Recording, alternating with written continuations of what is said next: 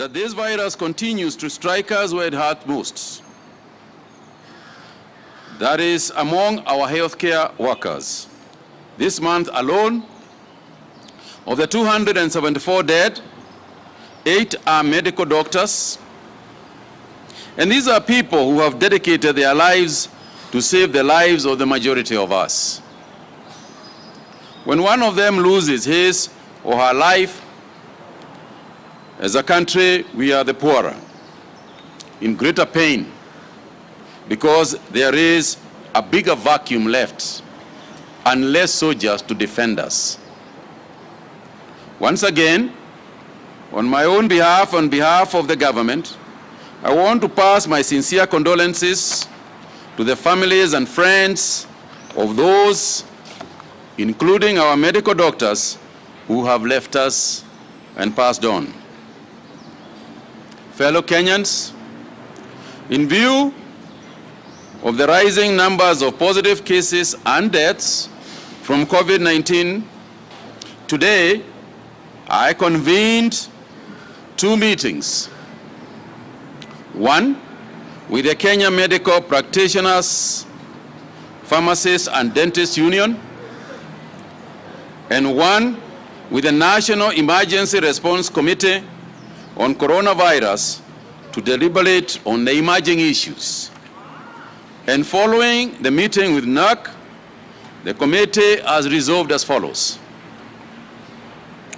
Number 1 is that the county National Emergency Response Committees on COVID-19, co-chaired by governors and county commissioners, should hold emergency meetings and immediately start considering county-specific surgical measures to curtail the spread of the virus in the respective counties.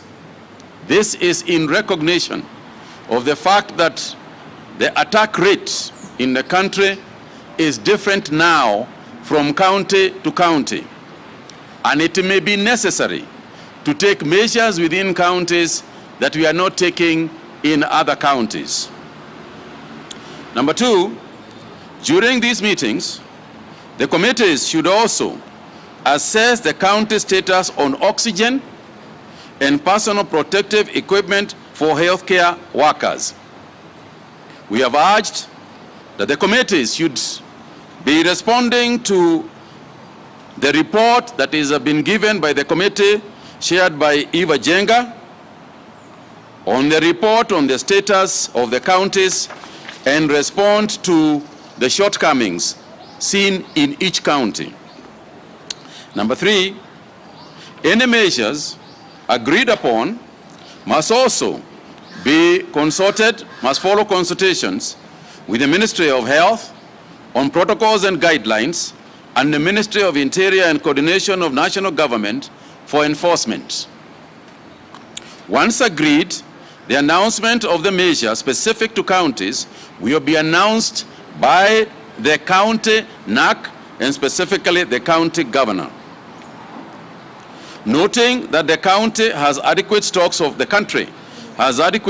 personal protective equipment, county governments are advised to source the same from Kenya Medical Supplies at prevailing market rates.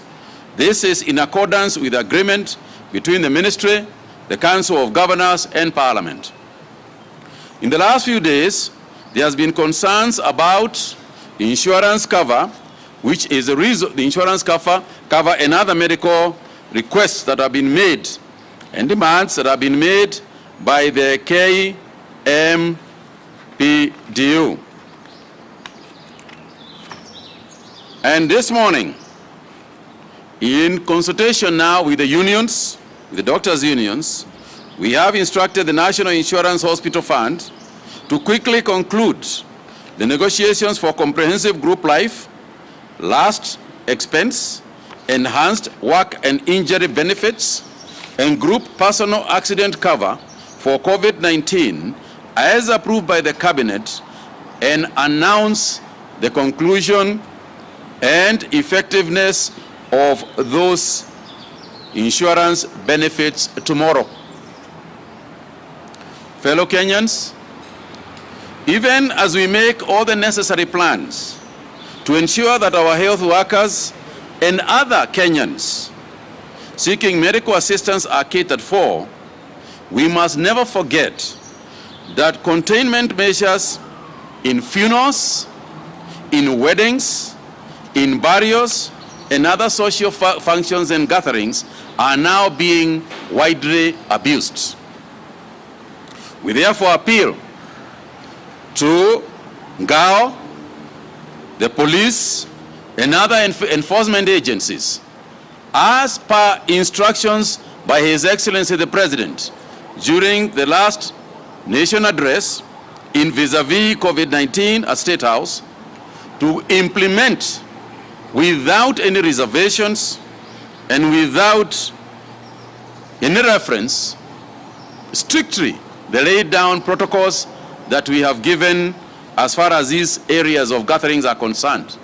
I think there was a mistaken notion that it is only the political gatherings that were instructed otherwise. As you will recall, when we instructed the same sometime in March and April, it was very clear, and the protocols are clear. And I'm going to ask Dr. Amoth to go through some of them and to remind Kenyans what those protocols are. Vis-a-vis funerals, you will recall that sometime in April, March, in fact, some mortuaries were closed because you are supposed to dispose of our loved ones as soon as they pass on. Today, you hear of funeral meetings all over the town. You hear of wedding meetings all over the towns. I am urging Kenyans that this has to come to a stop. We have to adhere to the former laid down protocols, and we have to be realistic about the current situation. Our advice as the Ministry of Health is that instead of attending a wedding, please send a gift. Instead of attending a funeral, please send a contribution if you must. But I think it is in your interest not to attend those functions and leave them to the families. Let these things now forthwith be dealt with by families. I hear of Thanksgiving events. Please appreciate, these are not normal times for Thanksgiving events and other uncalled for events. I think, fellow Kenyans, we will begin, and I think we have already begun, to see what we have been saying. We are now seeing what we have been saying. We have been saying if we don't take containment measures, this is what is going to happen. If we don't do the other one, this is what is going to happen. Please, please, we urge you, let's make sure that we remain within the bounds of what we have agreed. We must not run away from our responsibilities as individuals. And on our part, we continue to advise that we adhere to the laid down protocols. These protocols are not for some people only. They are for all of us. We should all pull together, and by doing everything necessary, we can avoid these infections. We want to carry every Kenyan with us in terms of taking measures. We want every Kenyan to be our friend. There is no foreigners that we are dealing with at the moment. We are dealing with family. And as a family called Kenya, we must all pull together to ensure that we can contain this disease. And this is one time when pulling together means keeping your distance. Because it is the only way that when you keep your distance, when you constantly wash your hands, when you constantly wear your mask, it is the only way that we can do our bit. And I cannot stress this enough. To all in the country who suspect or test positive for COVID-19, we continue to urge you not to expose anybody, including our healthcare workers. If you go to a health facility suspecting that you are COVID-19, please ensure that you have appropriately worn your face masks and inform nurses that you have COVID-19 like symptoms so that they can take appropriate protective measures. Better still, you are strongly encouraged to contact our hotline 719 before visiting our health facility so that you can be advised on the appropriate measures by the public health officials. As we continue, today, another 559 people have tested positive with a sample of 3,074 in the last 24 hours. We have therefore got 70,804 people who have been confirmed positive in our country, which means our cumulative total is now at 793,026 persons. 541 are Kenyans, while 18 are foreigners. 336 are male, while 223 are female. And in terms of sub-county distributions, some 278 cases in Nairobi. Lang'ata has 42 cases, while Starehe has 31 cases, and Embakasi and Kibera has 24 cases each. That tells you that if you live in Lang'ata, then there are high infection rates within that area, and therefore you should be very, very careful. Similarly, in Meru County, Imenti North has recorded some 47 cases, which also tells you that the Imenti North area is highly infected, and one needs to be very, very careful when you are in that area. It doesn't say that you should not be careful, but anywhere else. But I'm just saying it is good to be careful, more careful in those areas. Malindi has largely been, the Malindi town has largely also been infected largely, but today they have also got 25 cases. And therefore, if you live in Malindi, you should be aware that Malindi is also part of the highly infected areas at the moment. So, ladies and gentlemen, we will give the rest of the statistics to the media, and they will be there in tomorrow's media. But we have also recovered some 478 patients, most of them from home-based care. 337 are from home-based care programs, while 141 have been discharged from the various hospitals. Unfortunately, in addition to the figures I've read, we have also lost some 18 patients to the disease, bringing the fatality rate to our nation to 1,287. And our condolences go to those who are dead. I would like to also state here that even as we do so, we have got a lot to thank God about. Because if you look at our fatality rate in Kenya, which still stands at about 1.8%, and when you look at the average fatality rate across the world, it is anywhere above, even up to 4% in some countries. And even as we look at the situation as far as our workers are concerned, our health workers are concerned, the fatality rate among workers still remains lower than the average in the country at 1.3%, while the rest of the country stands at 1.8%. So we have a lot to thank God about. Tuna mambo mengi ya kushukuru Mungu, kwa sababu hata tukiona vile virusi inaendelea katika nchi yetu, vile ni lazima tufikirie vile Mungu ametujalia, vile nchi zingine ziko. Ukiangalia leo hii ile mambo inaendelea, ile virusi inaendelea upande wa Ulaya, Amerika na kwingineko, tunaweza kusema Mungu aendelee kutulinda, lakini vile tunajua kwingineko ni kubaya sana kuliko vile Kenya ilivyo. Kwa hivyo Mungu ndio anatupatia watoto na watu wengine, pia ndio anachukua.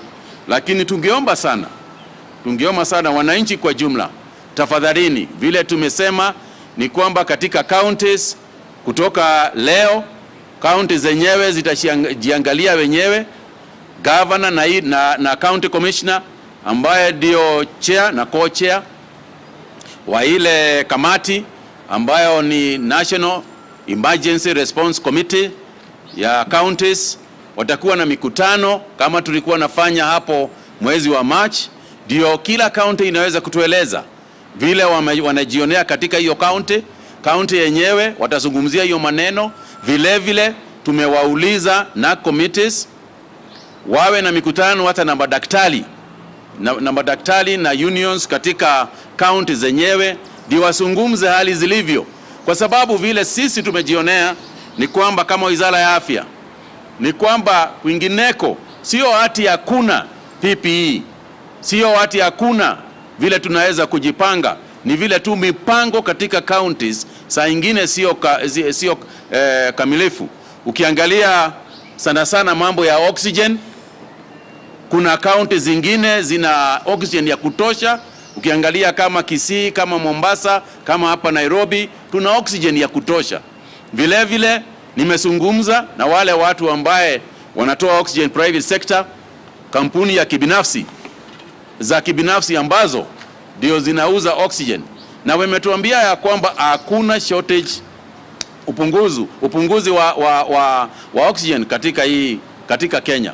We have enough oxygen, but it's just that the organization of getting it sometimes, and that's why, na ndio sababu tumeuliza kamati za NAC zikutane ndio siweze kushughulika na hiyo mambo na kuzungumzia na kupanga vile counties zinaweza kukaa na hiyo maneno yote. Wakimaliza kuzungumza na waseme vile wanataka, wizara ya afya na wizara ya internal coordination tutazungumza mambo ya enforcement na mambo ya protocols ambazo tufuate, ndio mambo haya ianze kukwamishwa katika county.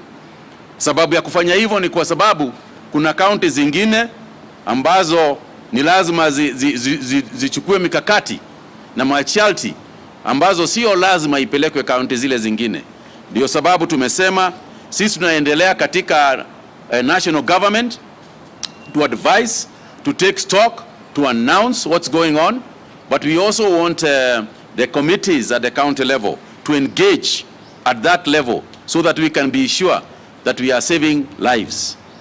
Vile vile tulipozungumza na union ya madaktari, wametueleza ya kwamba ni vizuri tuwe na negative pressure ambulances kule regional hospitals, ndio mtu akiwa ni mgonjwa, badala ya kupelekwa na gari ama kupelekwa na ambulance ambayo haina oxygen ndani yake, wakipelekwa wakiwa na oxygen inafaa, kwa sababu they can get to the other hospital where there is oxygen facilitation.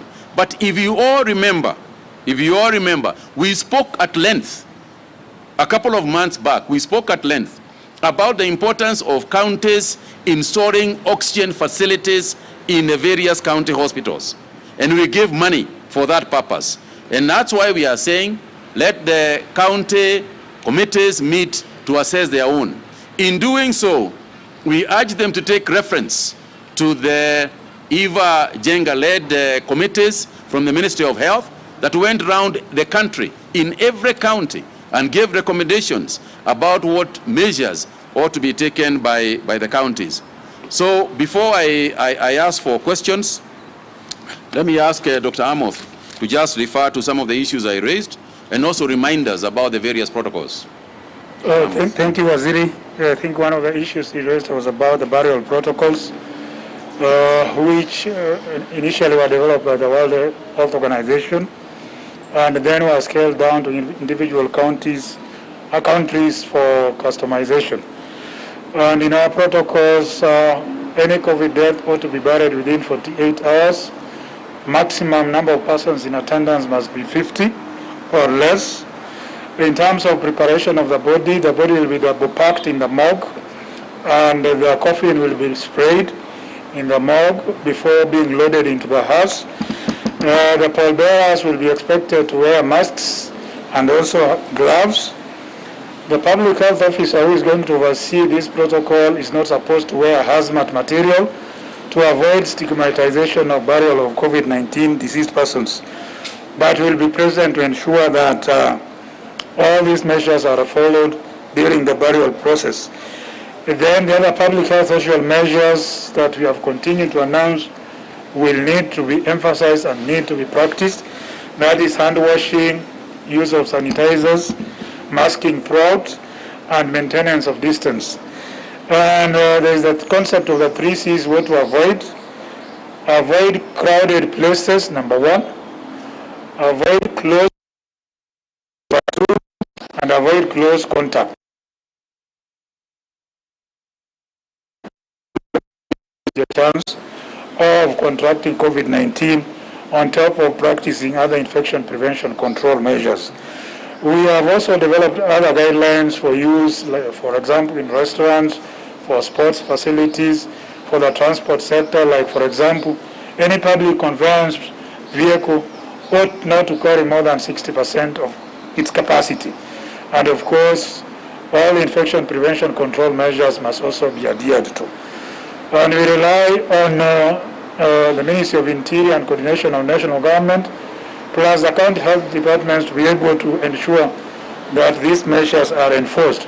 But more so, we ask for individual responsibility of every Kenyan. If you think that the matatu is not adhering to the rules and protocols, why should you go in and put your life at risk and the life of your loved ones?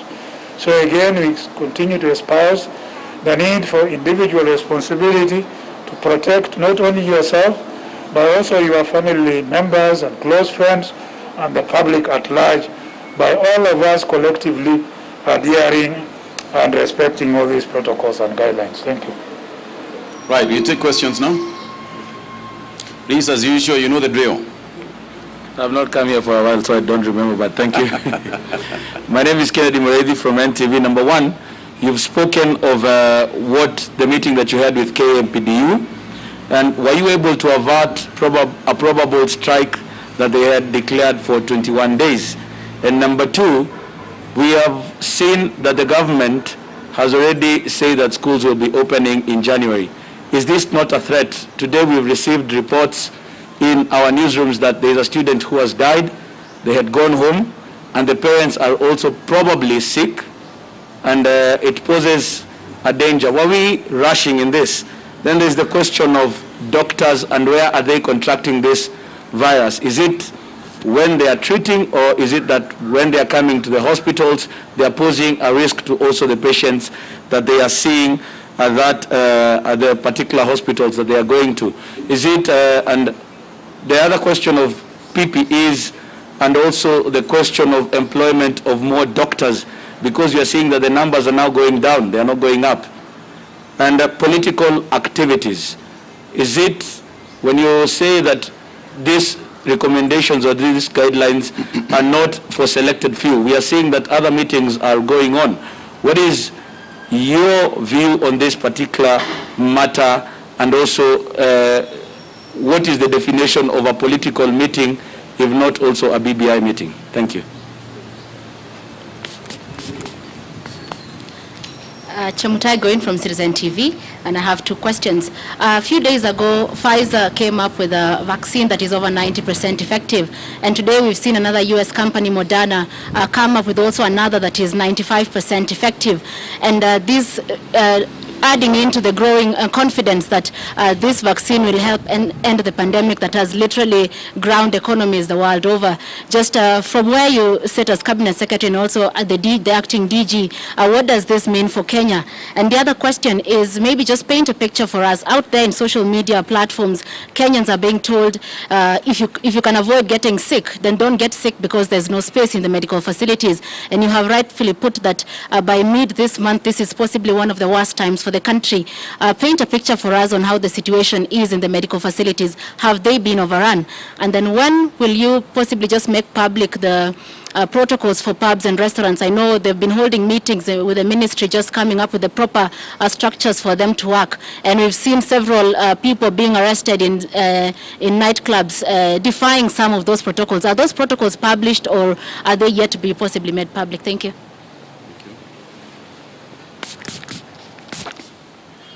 My name is George Kebanso from People Daily. we have information that there's a new coronavirus strain. How severe is this? And then number two, you spoke about NHIF group life insurance cover. We already see, we have information that there is skewed kind of giving out those tenders for medical insurance cover. How are you going to ensure that this one is going to be clear and straight? Thank you very much. My name is Sada Hassan from Standard Group. My question is on what is the real status of COVID-19 here in the country, because we currently are seeing a lot of community transmission that is not reflected in our numbers. For example, surveillance that was being done earlier on when the pandemic started here in the country is right now being done, but in a slow manner compared to what was done earlier on during the pandemic. And I have also seen a number of people who have tested positive for the virus, but there is no follow-up as what was being done in the early stages of the pandemic. So what is the real picture of surveillance right now, and what are the real numbers that we have on the ground? Okay, let me take some of these, and then Amos will take the other ones regarding including the real status of the country and so on. Kennedy, on the issue of the meeting today was not to discuss the matter specifically related to the strike notice. I focused myself on the issues that are affecting the health workers, particularly and specifically to deal with the COVID-19 situation and the health workers' safety, as it were. So let's not forget that the demands by our health fraternity relate to matters that are COVID-specific and issues that are not COVID-specific, which must be addressed at the right places, including the Ministry of Labor, the Salaries and Remuneration Commission, and so on and so forth. So this discussion today, for me, was more to do with how do we ensure that whether there is strike notices or not, that the health workers are safe and the health workers are secure. Because, you know, every sector is losing people. As I have said in my speech, politicians are losing people. Everybody is losing people. But we want to make sure that the people who protect us, you know, are the ones that are secure, or there are special case because of that particular aspect. And therefore, for example, tomorrow, as I said, the meeting is to straighten out on all insurance matters, and that will be done. On the matters to do with the PPEs, is to straighten out to make sure that there is no health worker who loses his or her life because of a PPE, and I can assure you, they shouldn't, because they are enough. The issues to do with the safety of their families and their own safety, and therefore, and the compensation thereof in the event of a problem. So that's the issue of discussion that I engaged them today. But I also took the opportunity to urge our healthcare workers to please remember that we are in a very abnormal situation, so that even as we address the demands that are being made, let's address the demands that can also ensure that we save lives, that we save our people's lives. Anybody passing on, any doctor is somebody's sister or brother. Any market woman is somebody's mother or sister. Anybody riding a boda is similarly a brother or a sister, is a brother or somebody's father.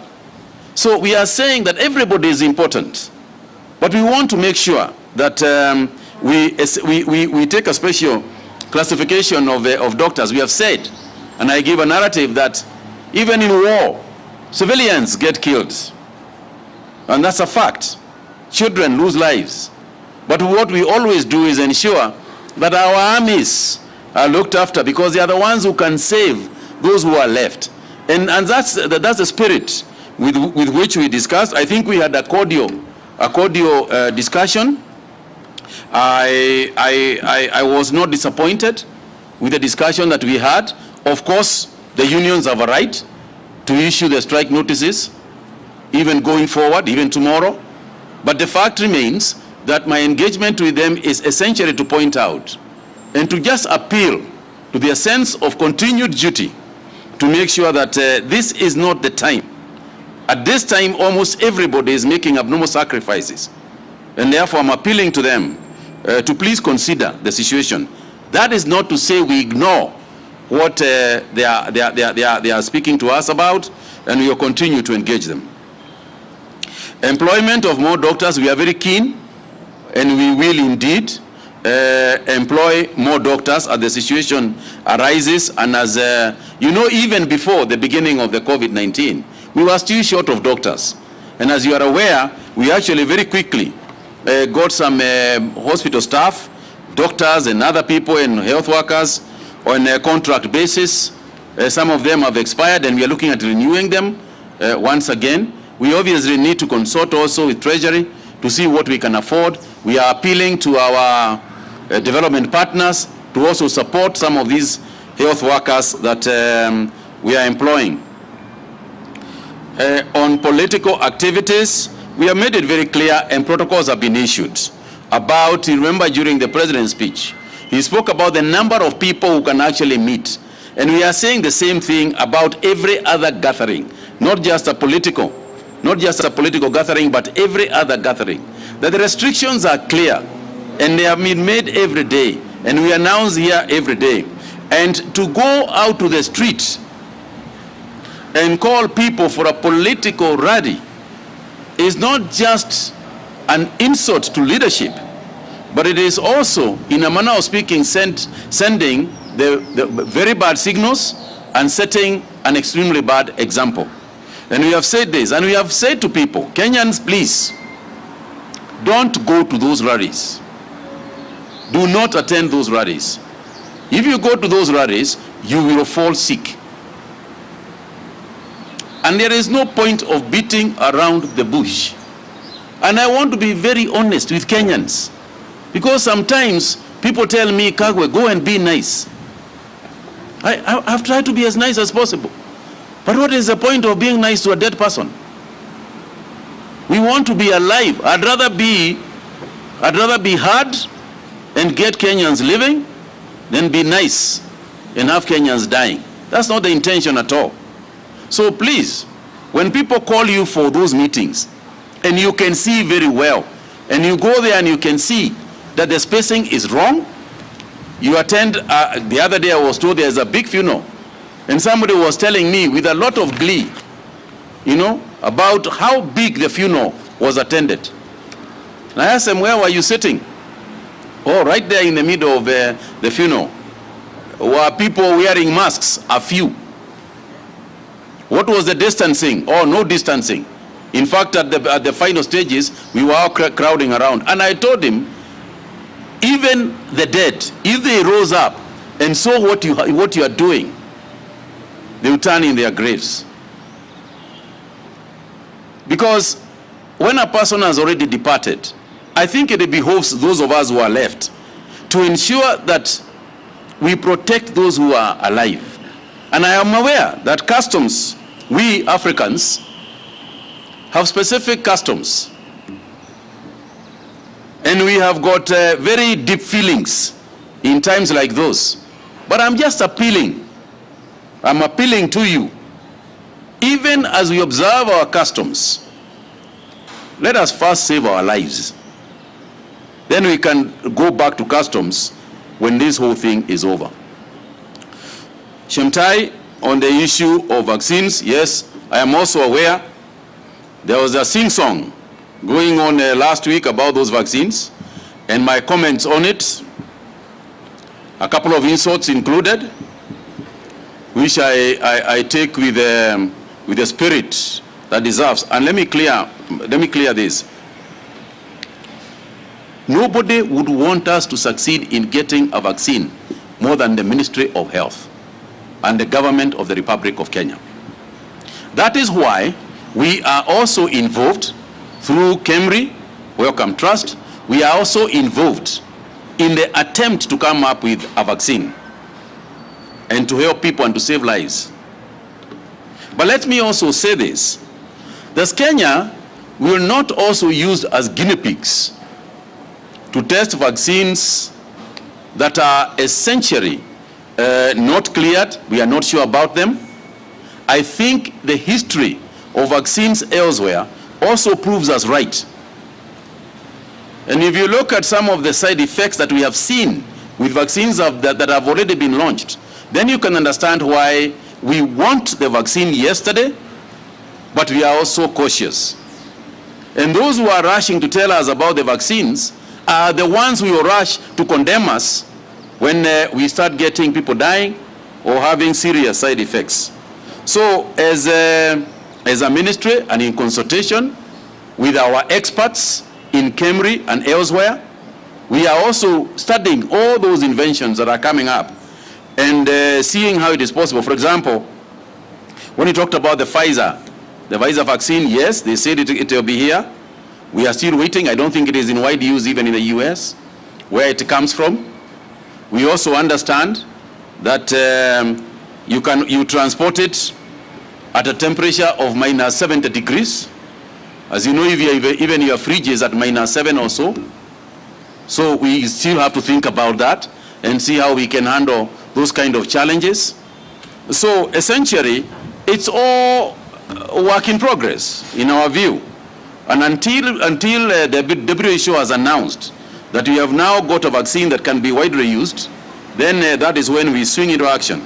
But we have also said that we are part of the world community that has been fighting for the vaccines to be made available to everybody as soon as they have been proven that they are useful and the world needs them.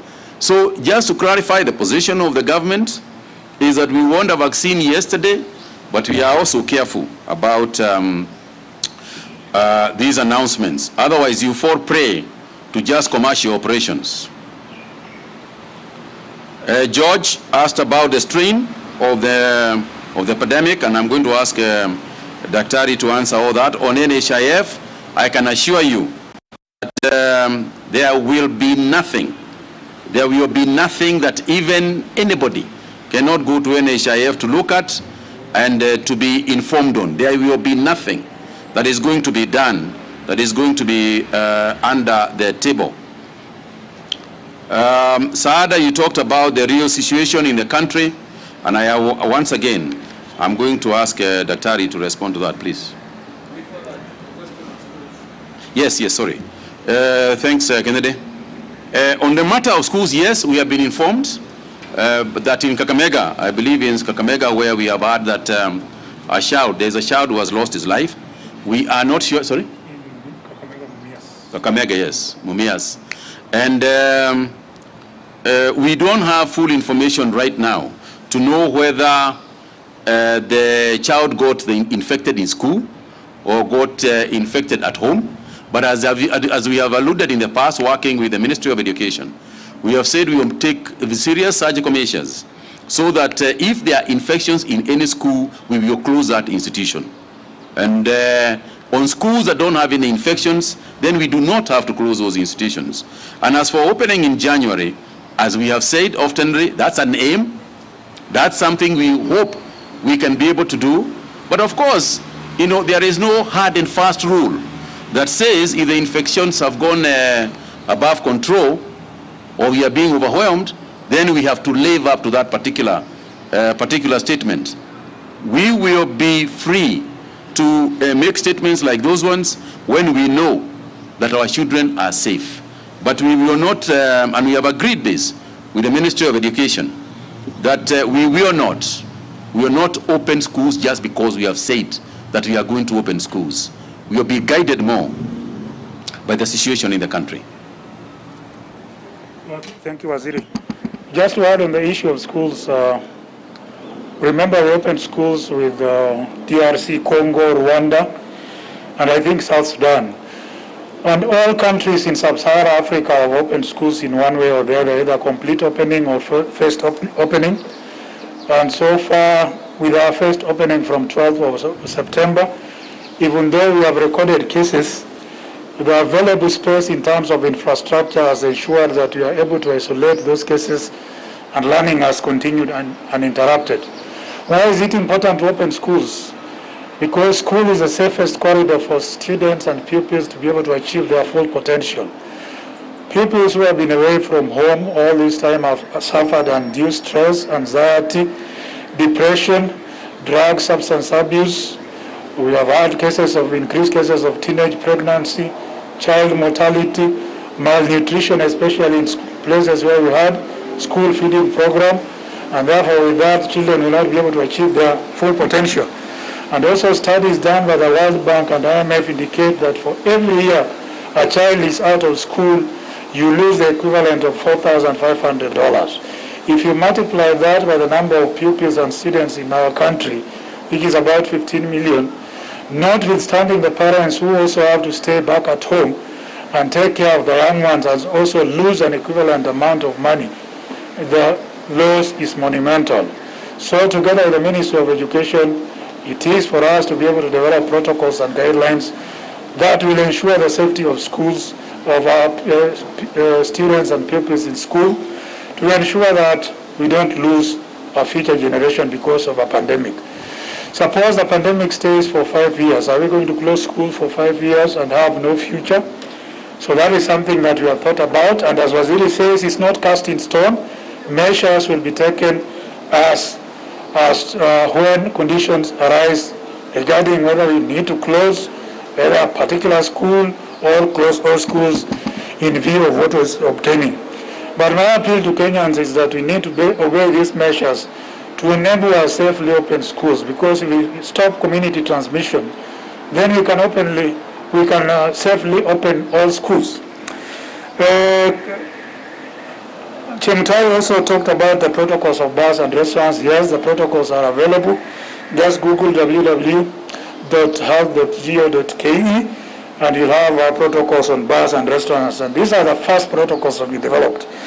Whether the healthcare system is being overwhelmed, we have had challenges, especially in the private sector, because of their limited capacity to be able to provide COVID isolation and ICU facilities.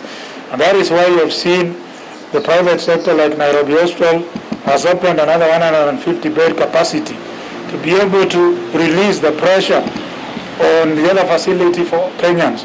Though this is specifically earmarked for diplomats, but Kenyans will also be able to benefit from this facility.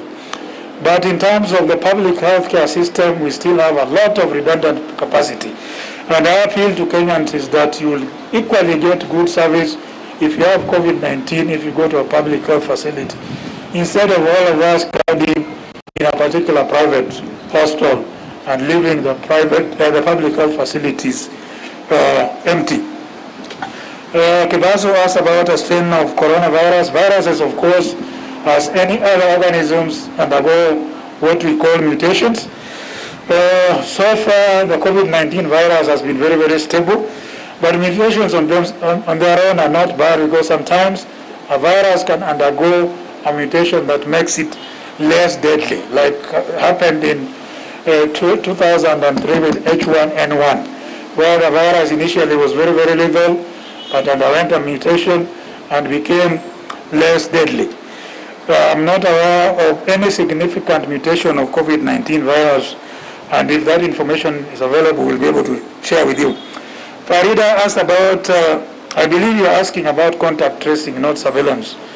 Because if it is about surveillance, then the numbers that we continue to give out, these numbers come from our surveillance system.